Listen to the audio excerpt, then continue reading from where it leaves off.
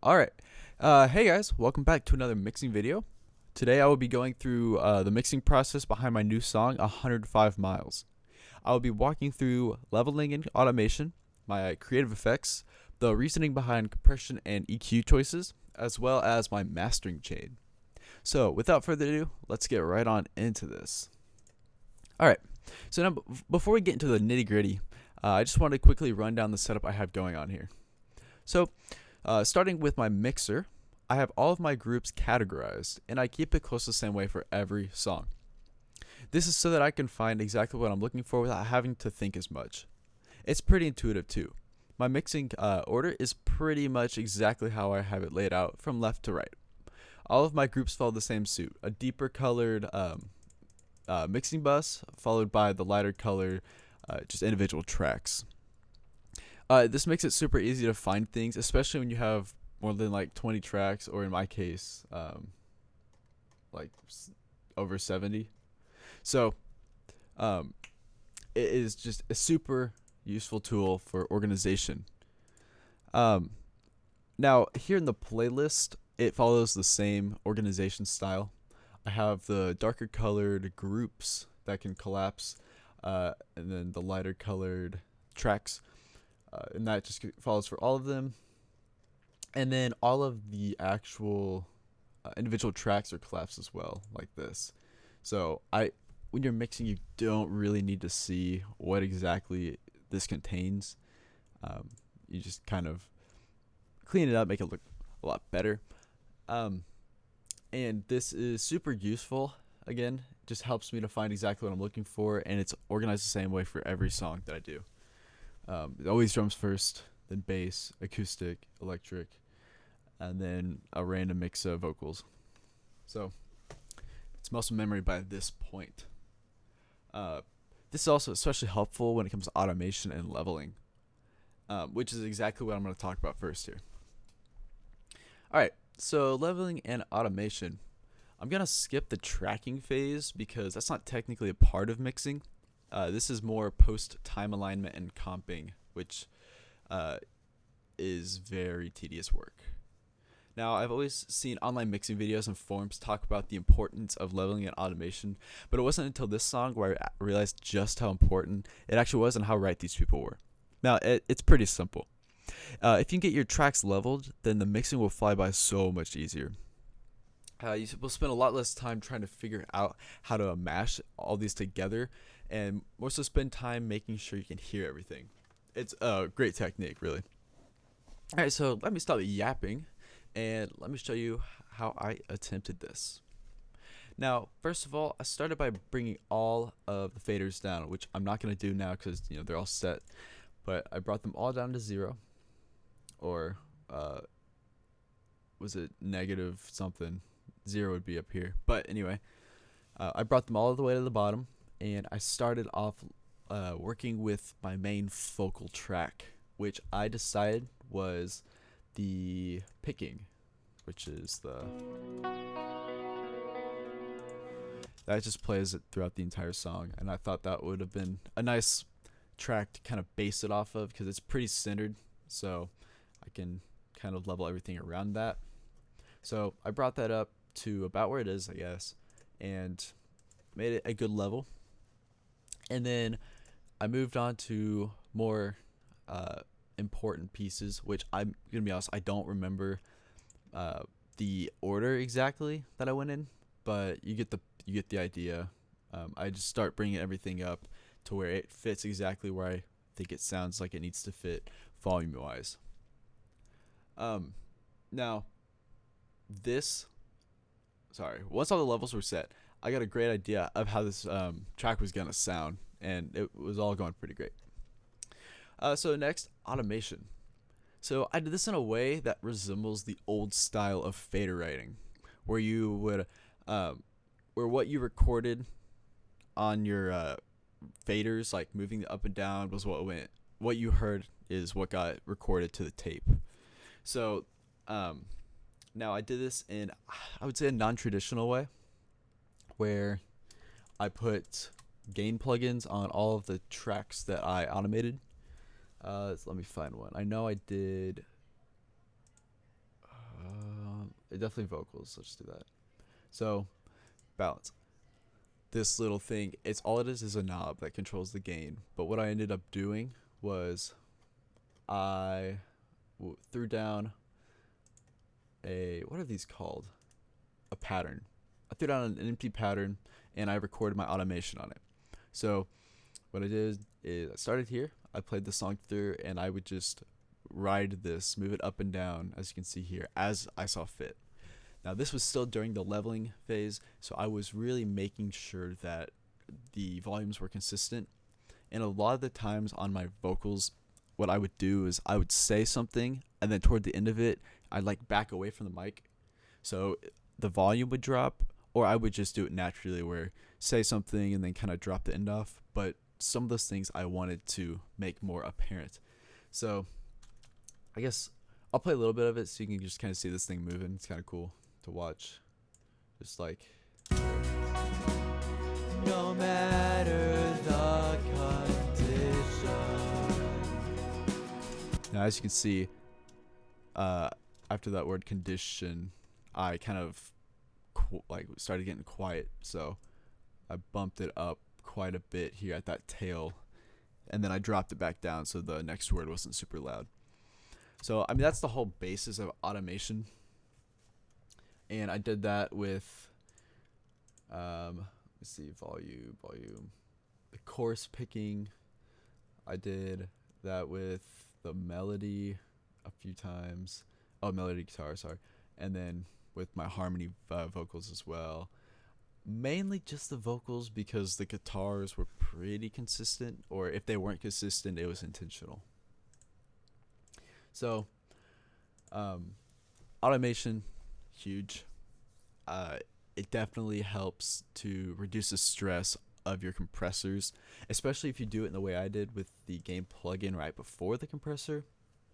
Because if you're automating the fader right here, that's after everything, so you're not actually adjusting what's going into your mixing process, which I'll touch on later.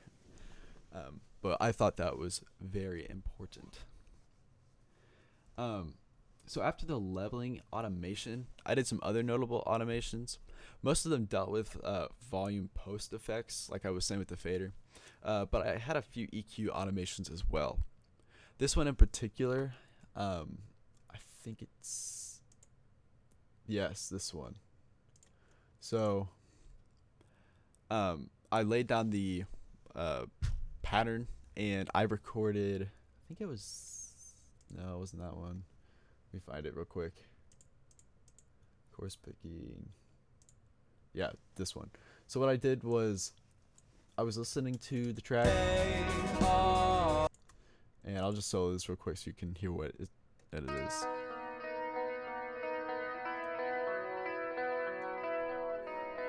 So that wasn't really sticking out in my little bridge I had going on, and it wasn't necessarily a volume issue.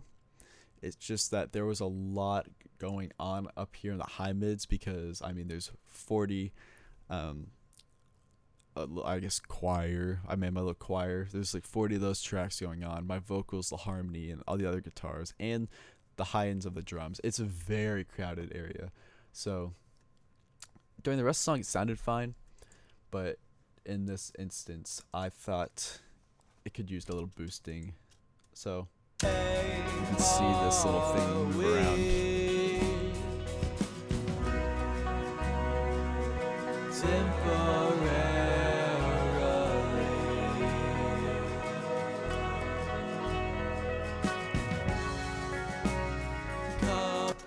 I did that the same way I did the knobs. Threw that down, hit record on the automation, played it through, and I just moved it around. I actually like that. It's a lot easier than doing your typical automation tracks, which I did a couple, very few. Yeah, like this. Because right here you have to make little points, these dots, drag them around, and you can't really draw. It's very robotic instead of freehand, which it can be good, but for what I was looking for, it was not what I wanted. So there's just a few instances of automation here.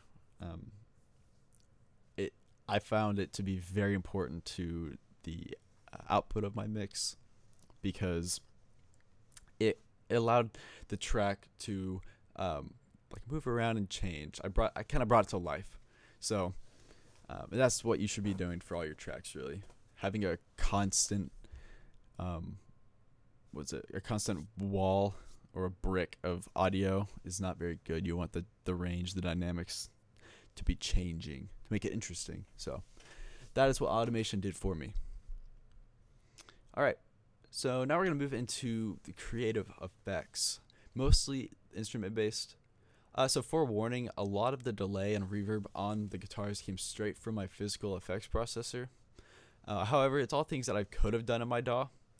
I'll show you what they sounded like raw, and then after I added my effects, because I did add more delays and stuff onto them.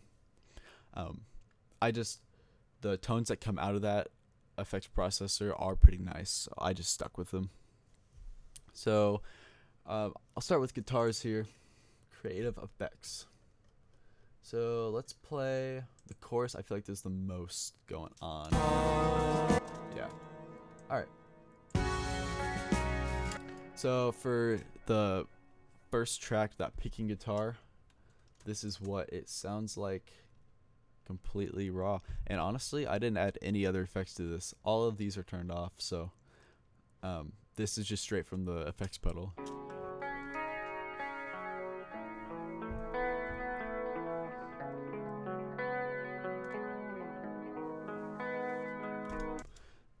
So you can see there's a reverb on it, a delay.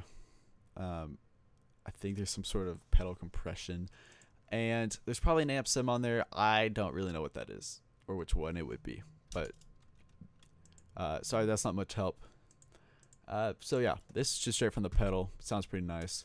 Moving on, I have a few more effects here. So this one is the long chords that kind of strum, like the where. I'll play an example. Let me find like this.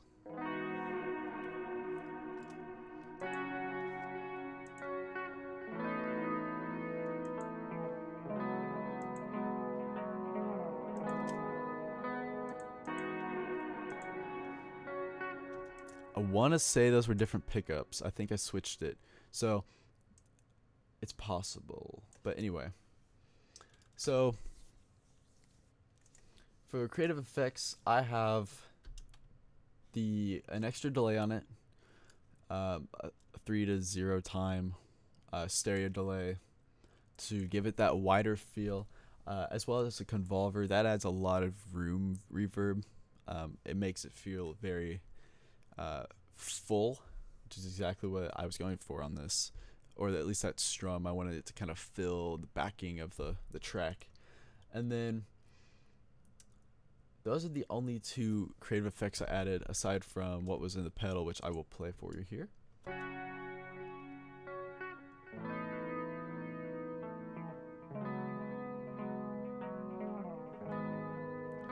And then with it on.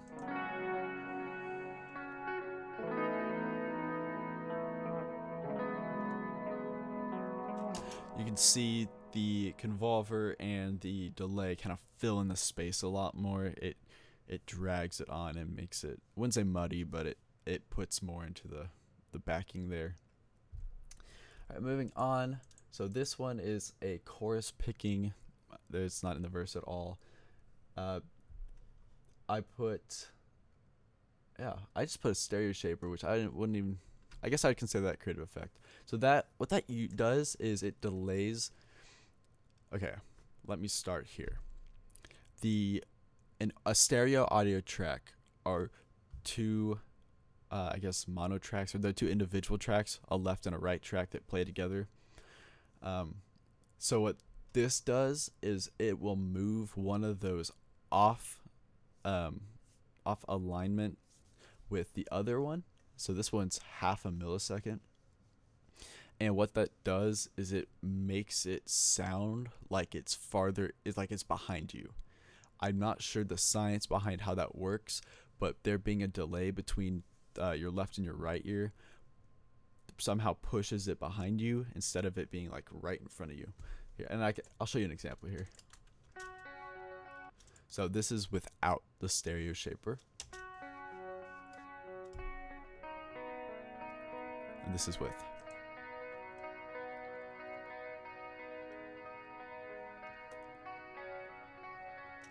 So it's hard to tell in that instance, but it went from being like to your left to being to your back left, which that creative effect allows me to have more space in my mix. If I push things away from just left to right and to behind, it opens up a whole new dimension of sound, which you'll be able to hear everything more. So I like that a lot.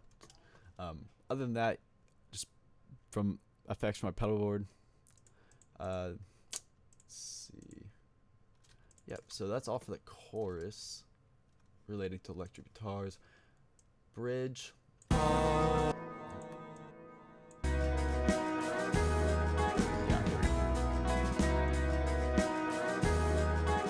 So for that melody guitar, which is this.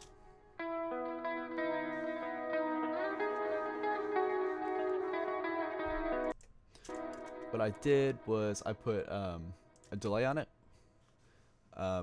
Same time settings as the strumming one, and also a convolver. So I think it's mostly the same chain here, and then the effects of the pedal board.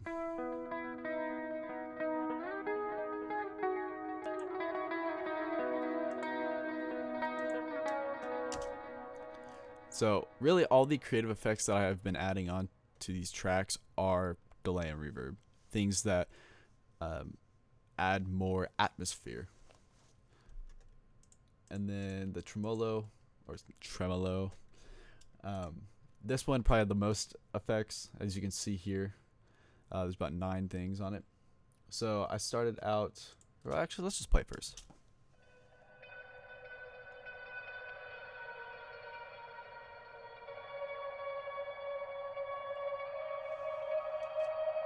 This is it raw.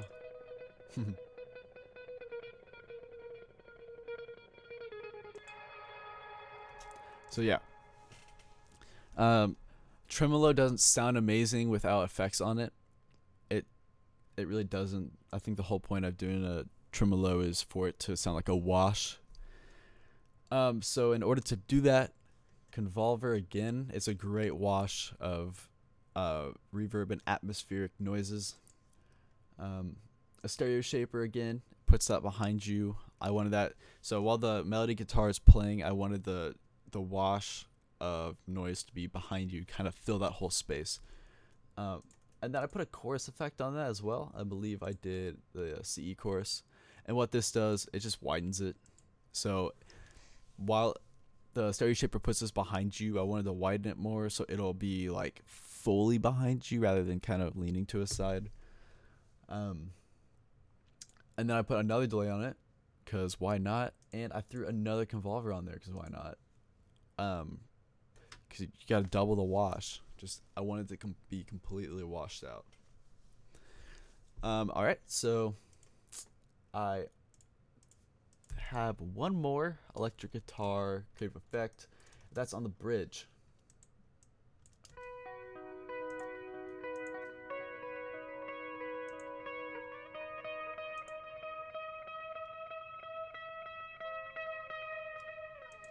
So that one is just straight from the pedal board. So as you can see, this effect slot is turned off. I kind of thought all these were on, but now that I'm looking at it, they're all off. So that's just straight from the pedal board. There's no additional effects. I'm a bit surprised by that, actually. I don't really know if I knew that. Didn't even get EQ'd, but whatever. Okay, so I'm gonna move on past this onto the intro effects. So if you've listened to the song, which I'd assume you have by this point, there's an intro that sounds like this.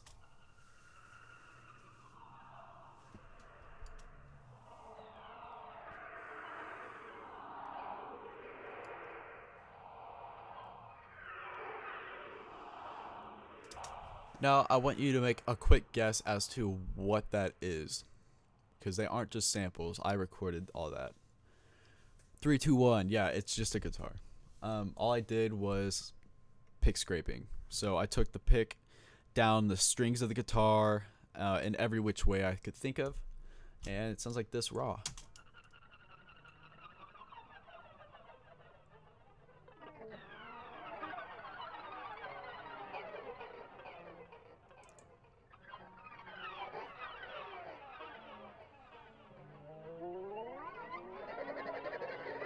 So I recorded like 4 or 5 tracks. And I just panned them out, and then I ran it through the pedal board again, and I guess I had some delay on it. So yeah, I did that. I think at first I was probably not for certain that that was even going to be a thing. I was just experimenting, and of course, with all experimentation, something comes out of it. So I kept it, and I threw a bunch of effects on that to make it sound washed out like that. That includes a delay. This one's a slower delay with a 4-0 time. It's still stereo, and the feedback level is just a little bit higher than average, I believe, just to get more delay going. You can hear a lot more of the delay. The wet output's pretty high. And then I throw a convolver on there to wash it out, because this is honestly this is what the convolver does. Versus it gives it that huge room feel. It's very good. And then the Fruity Love Filter. Where have we seen that? Yeah, Asteroids. So this was a huge player in my Asteroids song because it has a lot of different like odd effects.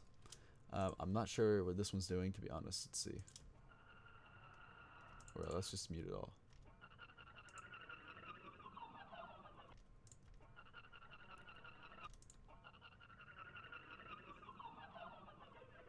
Sounds like a flanger.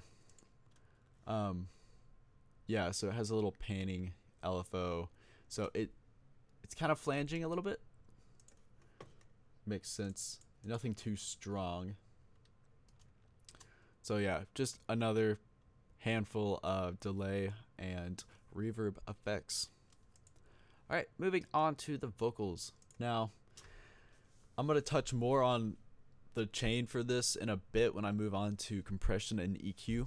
But for creative effects, I just have a delay which is turned down quite a bit, and it's very slow with a 6-0 time, and another convolver to give it that room feel. Now let's just take a quick listen to what this sounds like. Oops. Yeah. Serenity and solace.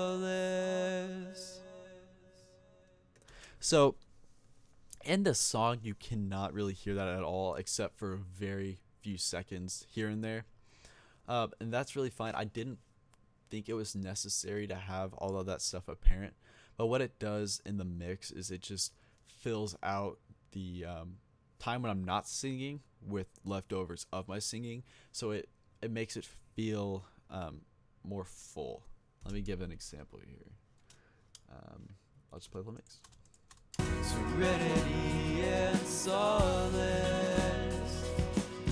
versus serenity and solace. I don't know if you can tell. You just kind of have to have an ear for it, but the difference between that first one and the second one, you couldn't really pick it out, but you could tell. The vocals in the first one felt like they lasted longer, even though I was done singing, rather than the second one. They were pretty dry, cut and dry. So that was the use for that. I didn't really want to be able to hear that delay or reverb, but it's there to fill this song out. All right, and lastly, I'm just gonna see if I have any. Yeah, so I have a little bit of reverb on the drums. That's just to more so get a room sound, kind of like I had on Asteroids. That drum kit was very roomy. This one's not so roomy, but I just wanted it to be less dry because the rest of the tracks in the song are very much not dry. They have a lot of delays, reverbs. I just wanted it to kind of fit. We can see what it sounds like with and without. I'll do it raw though here.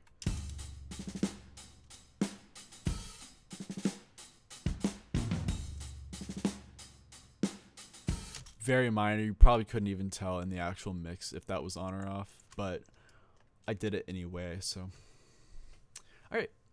So I'm fairly certain that is it for creative effects. Let me double check. Okay, wait. I have a convolver here. We all know what the convolver does by this point, but I'll just give the example.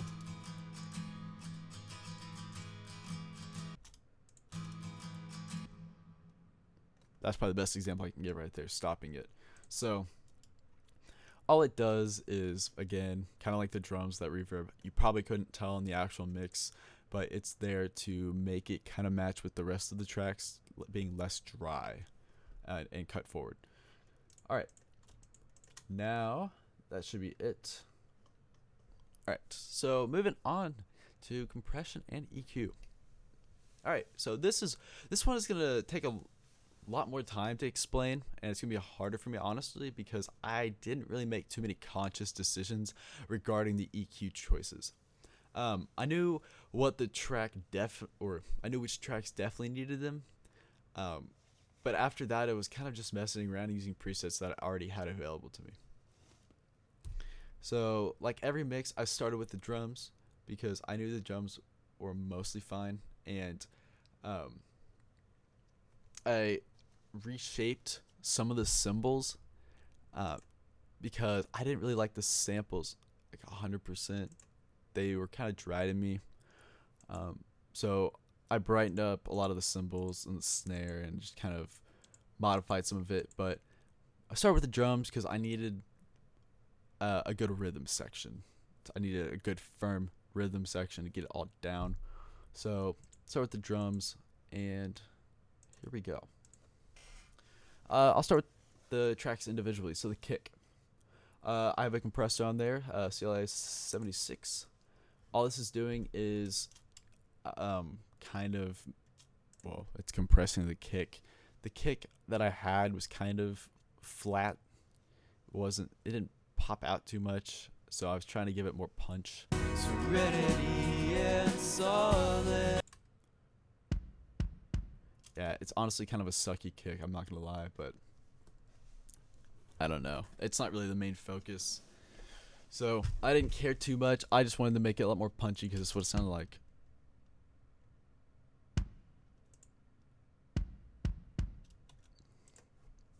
Punchy might not be the right word, actually. I wanted to make it less punchy, actually. See, now I'm making stuff up. Yeah, I wanted to make it less punchy because it stuck out really weirdly with the bass and the rest of the kit. It would just be like high frequency kick punch out, and I didn't like that. So I wanted to make it flat, but also being able to bring up the lower end to make it a fuller kick. Didn't really work out too well, but here we are. So yeah, CLA 76 compressor.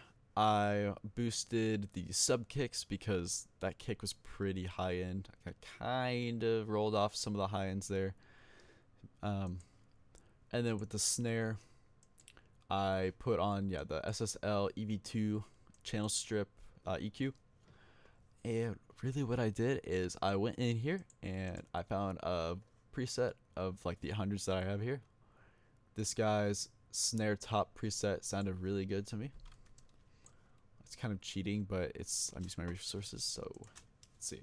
This is without anything.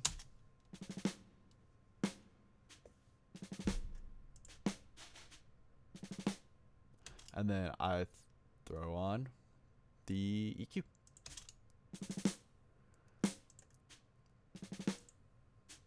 So it brings a lot more high end out of it, which I honestly like my snares to be super crispy at the top. I just think they sound more pleasant that way. So that's what I was looking for. And then I did another EQ, just to bring out a lot of the even more than the presence, just have it bite just a little bit more. And then obviously your snare just can't just be the high end. You have to have some lower mid to bass in it, just so it sounds like a drum kit piece rather than a crappy sample. So that's all I did for those.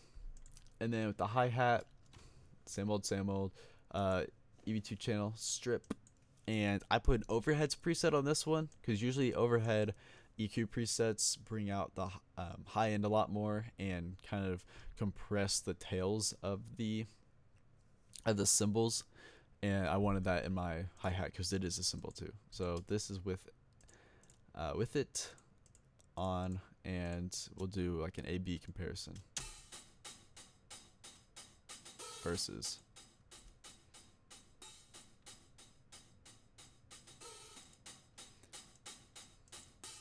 Yeah, so it brings out just the higher ends and kind of sustains the tails just a little bit more. And that's all I did for that one. It wasn't much needed. And then the overheads, I did both the CLA 76 stereo compressor. I just did an overheads preset, and I messed around with these so that it kind of fit. I didn't want it biting too much because then it would stick out like a sore thumb, and that is not what we want in a mix. And then I threw on again an overheads preset, I think the same one possibly, and this one sounded very nice. I turned off the compression section in this channel strip because I was already using this, and those are pretty harsh. I don't really like using those all that much, so this one boosts the high end quite a bit by like almost 5 decibels, and then it kind of follows suit, about half that for the high mids, and then low mids kind of cuts. So sounds like this versus.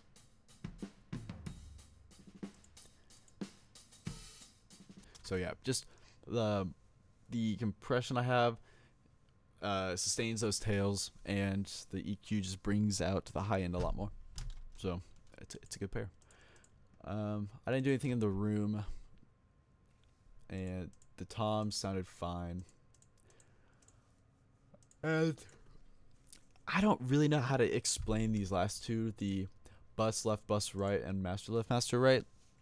So in the drum VST that I own, that I use, which is Addicted Drums 2, I have the software output all of the mixer consoles within itself into these mixer tracks here, and it does a pretty good job of doing all the individual tracks, but then it always has like a bus mix and a master mix, which have different effects on them. So I'll take them and I'll mix them in accordingly, but sometimes they just sound really bad. So I try to give myself as many options as I can. So this is the entire mix so far.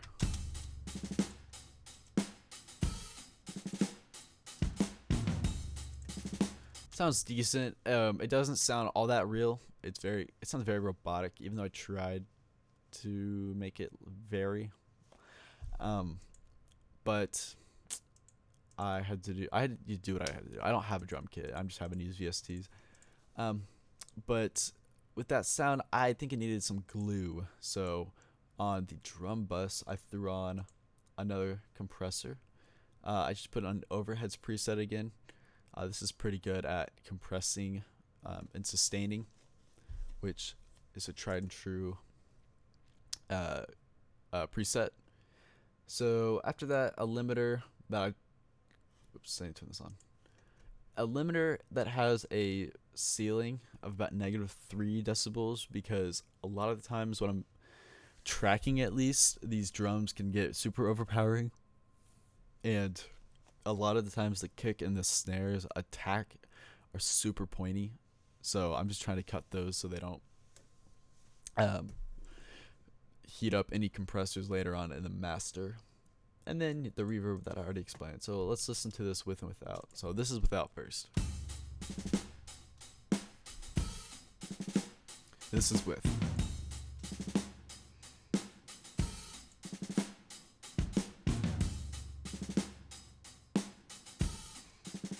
You can see that this little dial, it's not doing much, but you can see the little dial going down ever so slightly on those snare hits and kicks. That just kind of does the limiter's job slightly, kind of before the limiter. It's all fine and dandy. The parallel compression bus I did not use this time, which I usually do, but I felt like the kit was already pretty attacky as it is, and I did not think it was necessary for the song. But again, like I was saying in the beginning, I set up my mixes the same way every time, so I just turned it off. I didn't use it. All right. So after the drums, I always move on to the bass. You need to get your rhythm section foundation glued and grooving, because this is the backbone of your track. And that's true. If your rhythm section is not grooving, then the rest of your song is also not grooving. So I had to get those solidified. That's what it sounds like right now.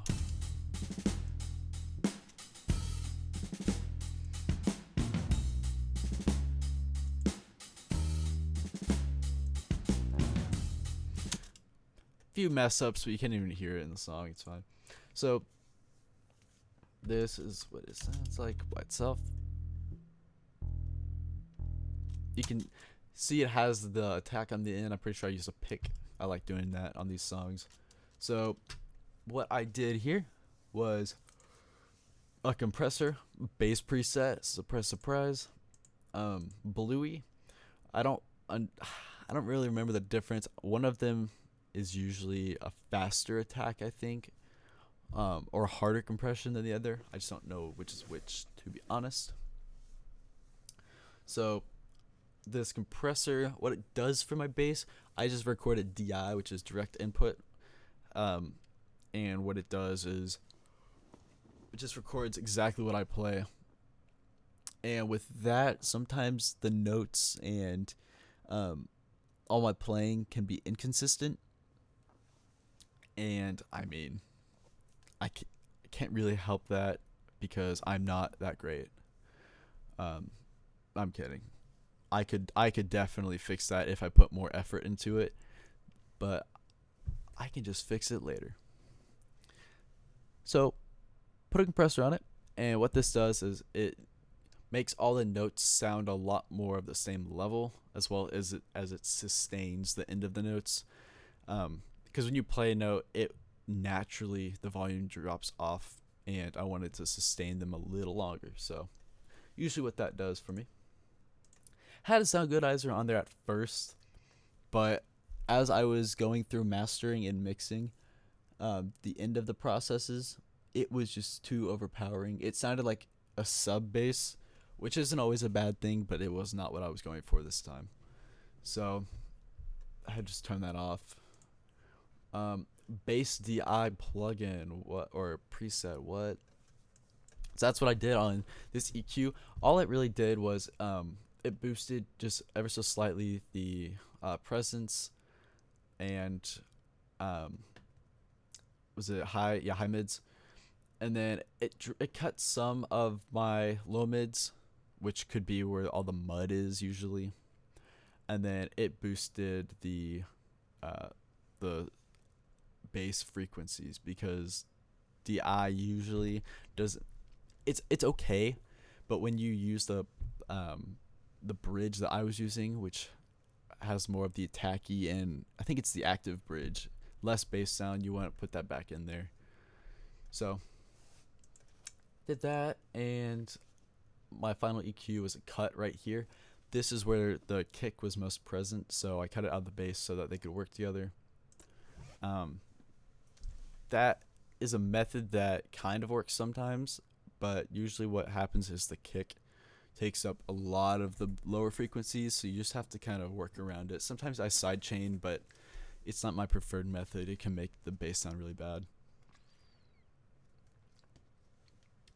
Alright, so that's pretty much it with the rhythm section. You got a grooving drum section and bass section.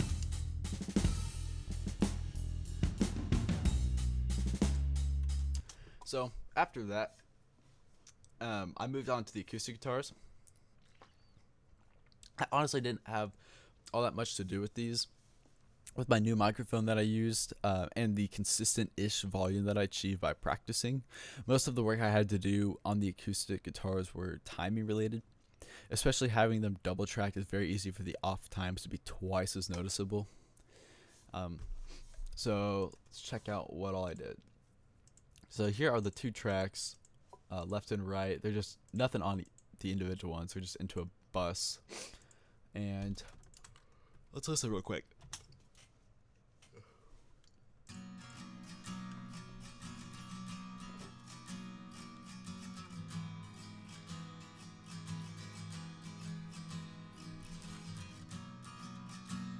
Yeah, I mean, you can kind of hear that it's not perfect, but that's okay. Um, all right, so this one has EQ that cuts off a lot of the low mid and downward because in the mix the acoustic was filling the role of the high presence that kept a rhythm. So it was part of the rhythm section, but usually the rhythm section kind of takes on the lower half of the frequency spectrum with the kick, snare, bass, all the toms, like all that stuff's kind of down here. So I wanted the rhythm to be up here as well. So acoustic guitar is a great way to do that.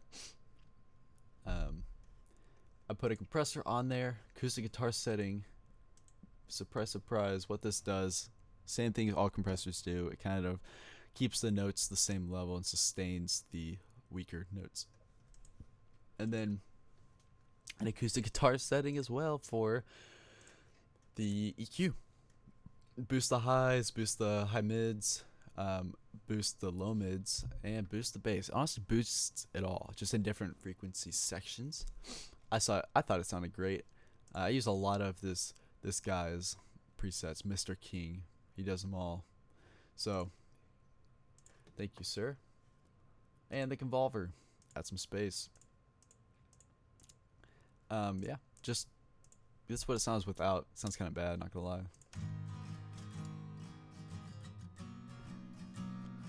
It's a lot more bass heavy, which would not be a bad thing if this was like the focus instrument in the middle.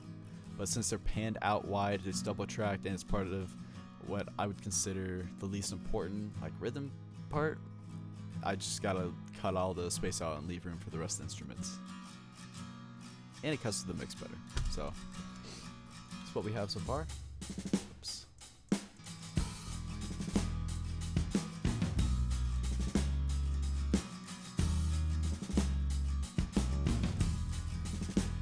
Yep, sounds pretty good.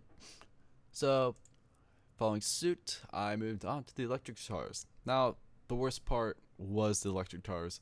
Since I had so many layers of them, all using the same effects, they were all in competition for the same parts of the frequency spectrum.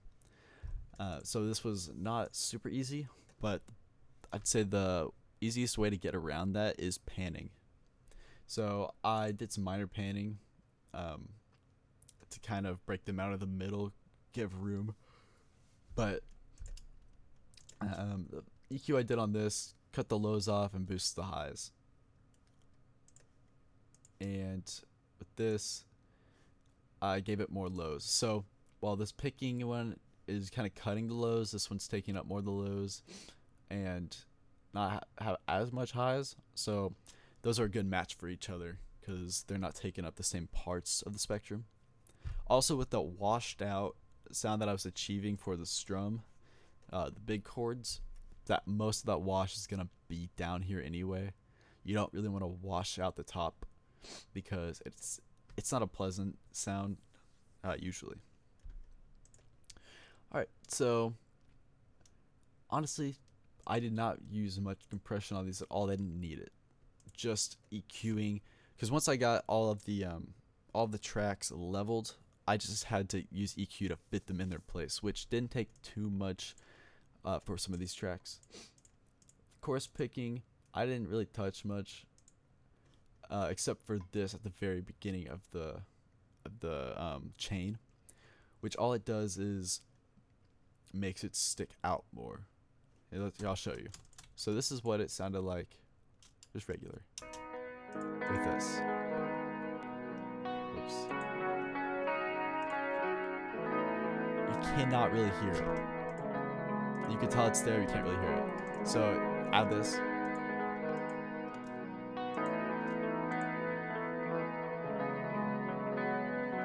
You can hear it a lot better that way.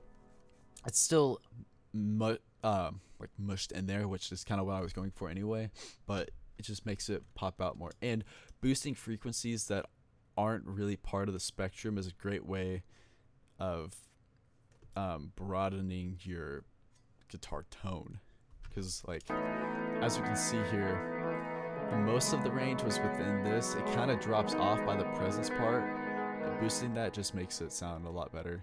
It just boosts the tone, it changes the tone in general, so I go for that a lot.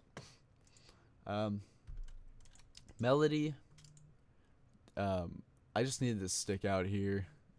A lot of these had to do with boosting the highs on the presence, because the guitar effects pedal that I use, a lot of it's mid based. A lot of the effects and tones come in this area, especially with the guitar I have and the pickup that I used, very much in this area. So it's fine, it sounds great, but I just have to boost the highs to make it sound less muddy. Alright, so this high chord thing, you barely even notice it's there, but it's there if you listen hard enough.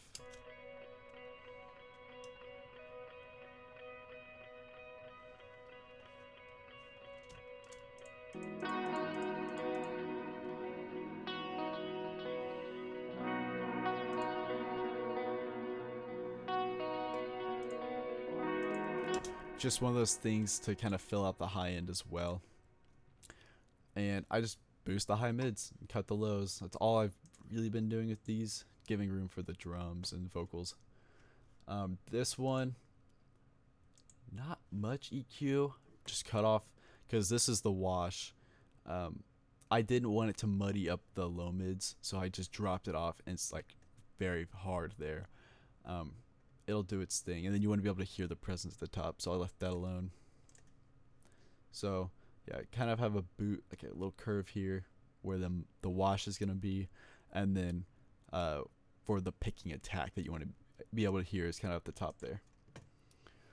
And then the bridge bend, kind of the same as the rest of those. I'm just boosting different parts that I want to hear more. So this one is more of the mid, because I already have a bunch of stuff up here, a bunch of stuff down here. Just filling out the spectrum there. So not a lot of compression used on any of those, and all the EQ is just minor stuff to make things stick out better, which I have found that honestly it's the better way, because I used to rely on EQ for a lot of the heavy lifting. But once you level your tracks, you won't have to do that as much. It's amazing. Alright, so next I did the bridge backing vocal choir, and let me tell you, this was a task. I did 40 vocal takes for this to make my own little choir, around 10 for each harmony.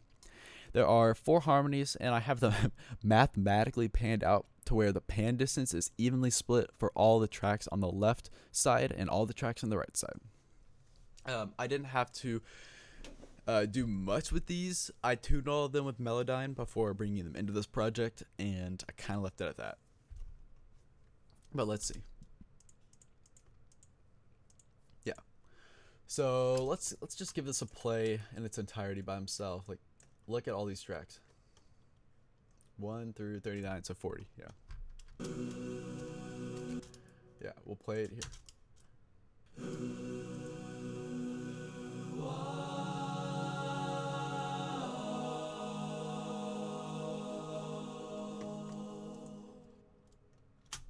Yeah, 40 tracks did that. So what I did was, you can see all of these, I mean, it looks pretty straight.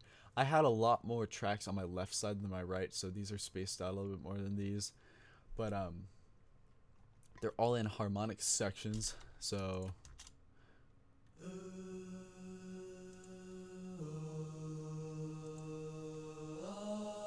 and then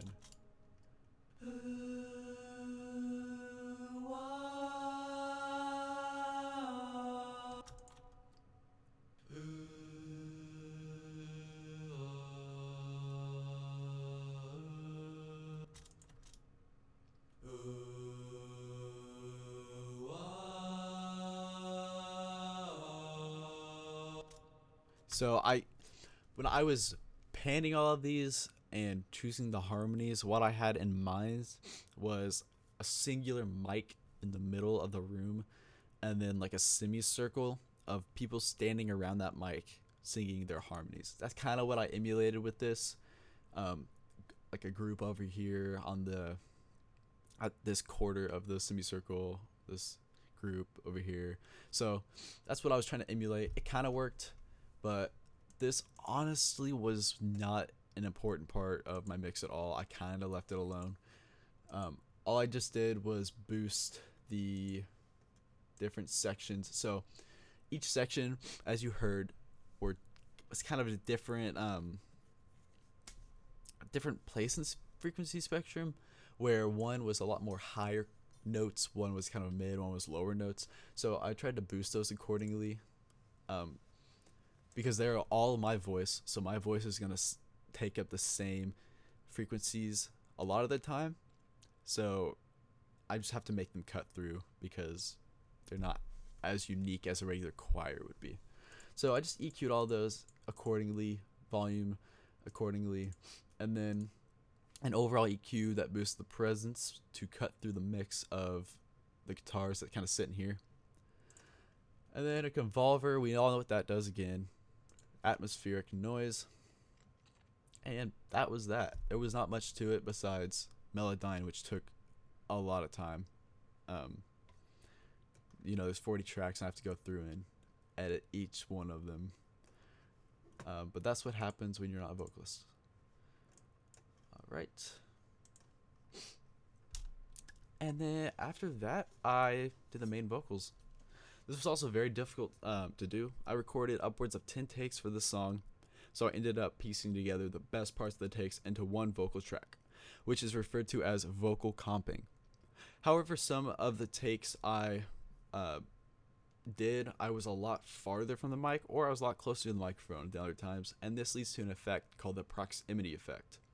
The closer you are, the more bass that is brought out of your voice.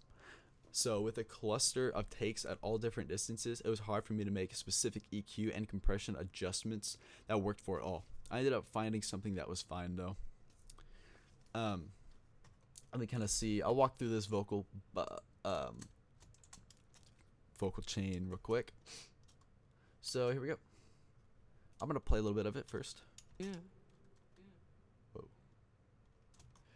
That was probably the worst part to choose. But so far away are we. So let's hear that without Melodyne real quick. I just want to embarrass myself. But so far away are we. Honestly, I guess I did a fine job because Melodyne, here, let me show what it looks like real quick. So, here we are, this area. So this is my vocals, and all the notes that it landed on. What I tried to do was not edit something if it didn't sound bad, because what I have done in the past is just overdone it. I would highlight all of it. I'd go here, move all the pitch centers to the very middle, and all the pitch drifting to the very middle. It sounds like a robot. That's not what you want. If it sounds bad, you want to fix it. If it sounds fine, leave it. So what I did was, for this part, a lot of my vocals already hit, if not right on, really close. So I would drag it to the middle because you wouldn't be able to notice the roboticness of that. So you can see this one is just a little higher, but since it didn't sound terrible, I left it. And something like this is not going to be noticeable. Usually this little box right here is like halfway above the line in between two notes. Then you're super sharp or super flat. And with the pitch drifting, it's this line. That's my vocal pitch. It sits between the range of the note. So what I can do, I can like click on this one, go in here, change the pitch drift, and watch that line. It just pulls it closer. Obviously this one's not really that bad. It kind of sits right in the center. It dips down a little bit, but again, human voices aren't perfect anyway. So having the variety is more human and therefore sounds better. And then my balance, this was the automation. Straight into a de-esser. I didn't really have that many problems with syllabants, syllabants, or something like that. But I said it here just in case. Didn't really have much problem with that. But I always de-ess before I compress. Remember that, de-ess before you compress, because if you have a vocal track that has a lot of syllabants and the S's and the P's are popping, and then you compress that, it's gonna kill your audio track, because the compressor will catch that and turn the whole thing down, and it will sound really bad. So de-ess first, cut off the peaks of those pops, then your compressor won't have to do unnecessary heavy work to try to fix it, and then it'll clean up your vocal. I just put a vocal preset on this. Lighter compression, a slower attack, quick release, and then adjusting input and output accordingly. Right, and then I just messed around until I found the right preset EQ. So what I've done in this song that I haven't done on my other songs, or okay, mistakes, I did use a condenser mic. Asteroids, I used a dynamic mic, which usually lacks a ton of highs. So I had the perfect vocal chain set out for that, and for 105 miles, I used a new condenser mic I got that I used for the acoustic guitars. That has a lot of highs, so I had to rework my entire vocal chain. So yeah, messed around until I found this preset for EQ, and honestly, I thought it sounded great. It rolls off, I think it's 150-ish, 140, yeah, 150. So everything under 150 was rolled off. There's a boosts, just very minor boost in the presence. There's a boost in the high mids and a boost in the low mids, and a little bit in the upper bass, like 450. So just kind of shaping the vocal. Sounded great. And then a delay that we've already talked about, convolver, and an EQ. So like what I was saying, with all the different vocal takes all being together,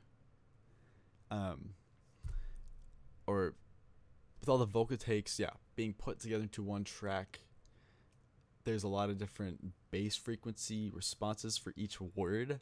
So it's annoying me a little bit. So I kind of cut off the bass, hoping it would all sound the same. It kind of worked, kind of didn't, but it was less annoying for me, so I kept it. And then I have another automation thing. I automated it a little bit at the very end, because with all the compression, all my loud moments were really loud. Sorry, that's the opposite. With compression, my loud moments were quieter and my quiet moments were louder. That's just how compression works. So I did a little bit of automation for the volume to make sure everything that I wanted to stick out was sticking out. And it was very minor. It was good. All right. So that's that for vocal chain. Let's play it with and without. But so far away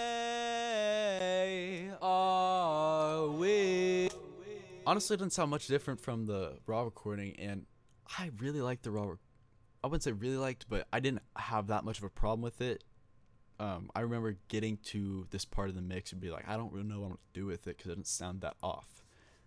So I definitely had to tune it a little bit, but ended up working out. All right, and then backing vocals. This was more difficult. Let's just play it. Temporary. That's a bad option. Any day at any time. Time passes so slow. As you can see, the tuning's a lot stronger there, but I left it because in the mix you can't really tell. Some of it you can, you're like, that doesn't sound right, but it's also kind of quiet. So and I couldn't redo it. I was already home.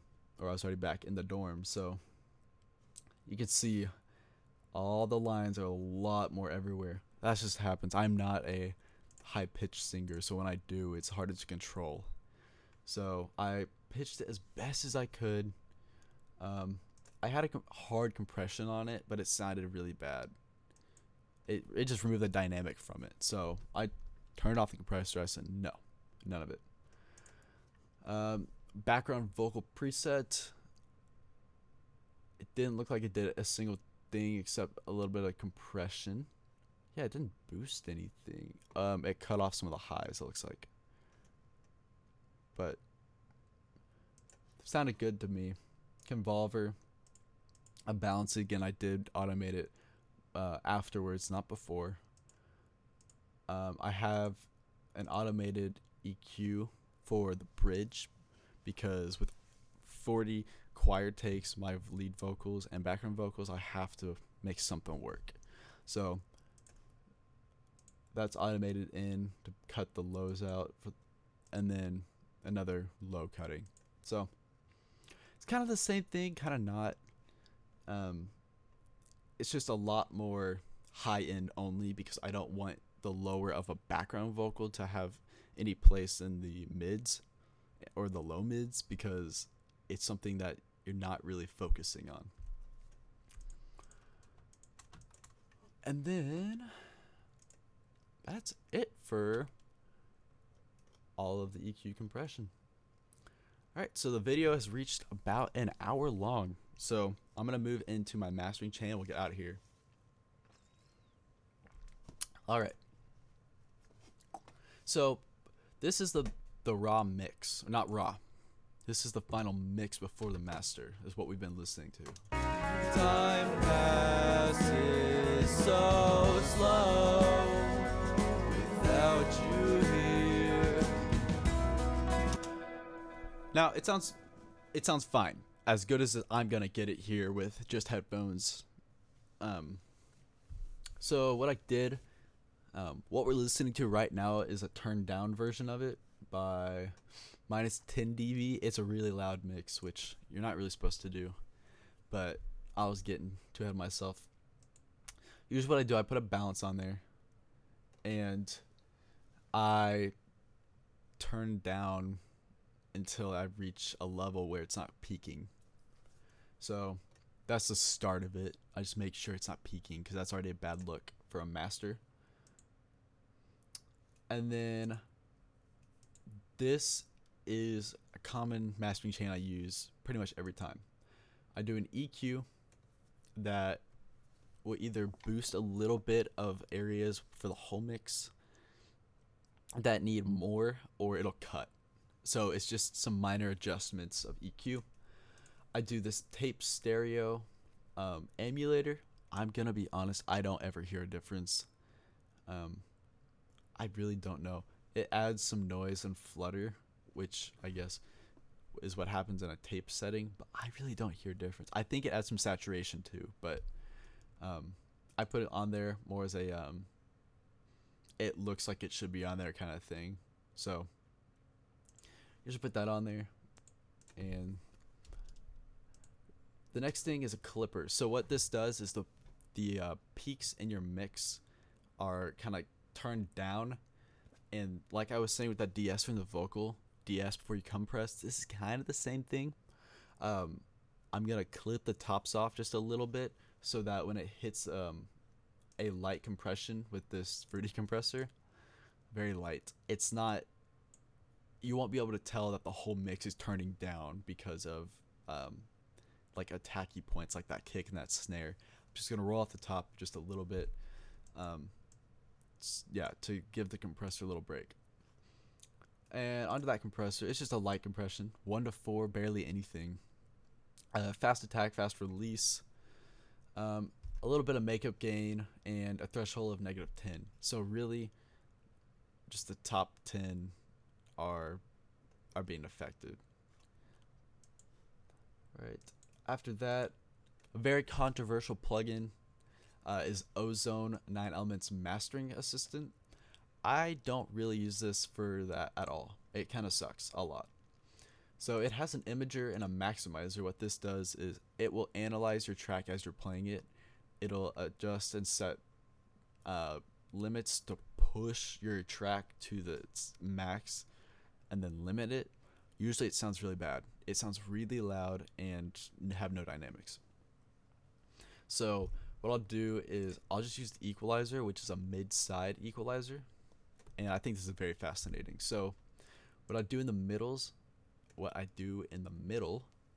is I will, this is different from what I usually do. I usually boost some of the bass, cut some of the highs, because on the side I'll boost the highs a lot. And what this does is it makes more of a 3D soundscape in your head, where you have a lot of higher frequencies on the sides that contrast very differently from that middle, which is more bassy. So the contrast makes everything feel wider, and that's just really what I want from a mix and master, just a wide master. So I just do that. And then since that is an EQ and I'm boosting more frequencies, one more soft clipper, just a little bit. And then I put it into my giant limiter. Looks like an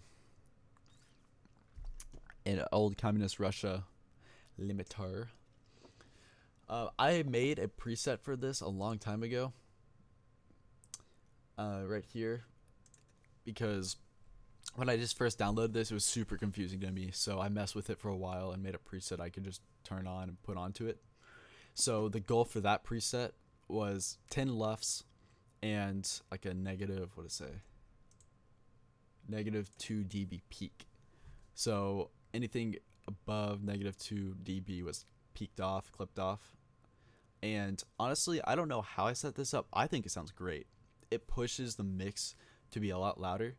It cuts off the peaks, but you don't notice that the dynamics are changing at all. And I mean, it is a light compression, faster attack, slower release, and has a bunch of makeup gain, so it does push that volume. And then I have the peak limiters and protection. It was -2. I put it to -1 because you really want your song to be at like 0, but I was just doing extra decibel or 2 of protection, and I put it at -1 instead because I didn't want as much of the peaks to be cut off. So this is awesome. Usually it's amazing. So that is the limiter, the thing that really pushes it. And then for this, usually the gain is at 0, the ceiling's at 0, so it's the final layer of protection. Anything over 0 dB gets clipped off so that the MP3 and the final export doesn't have any peaks, because it'll sound distorted and bad. So final layer of protection before an export. This thing is how I get the audio into OBS. So that is my mastering chain, and this is what it is before. Oops, I have to keep that on. So this is what it is before and after. So. Time passes so slow without you here. Before and after. Time passes so slow without you here.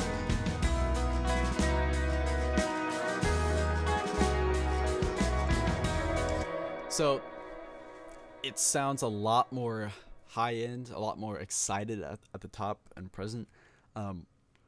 When mastering this, I did my mix and master pretty close to each other, and my ears were getting really tired.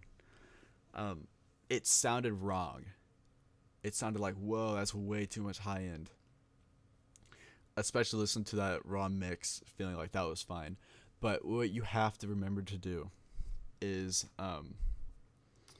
you have to remember to use reference tracks and listen on different speakers and devices.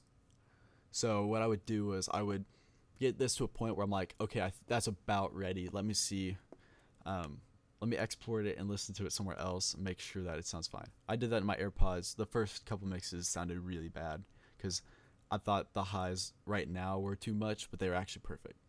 So, always remember, give your ears a break. You'll get something called burnout if you're doing it for way too long. Hours on end, your ears get tired really fast.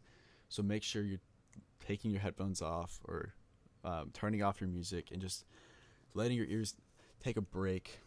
Listen to the outside wind or something. But after that, come back to it, make your adjustments, and make sure you listen to reference tracks as well as listening to it on other devices, and it'll be perfect. All right, so that wraps up the process. I hope you guys enjoyed this video. I made it a point to improve my commentary because I felt like last video or two contained a lot of uhs and a lot of things that dismantled my credibility as someone who mixes songs. I actually scripted most of this video to cut down on the waste of time. Boom! 4 pages.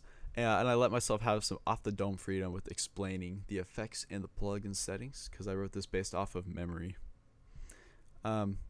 Anyway, thanks for watching. If this helped you at all or brought some insight, great. And I'm going to try to make this a regular thing. Sorry it was long, but there's a lot to unpack with a song like this. So, yeah. Thanks for watching.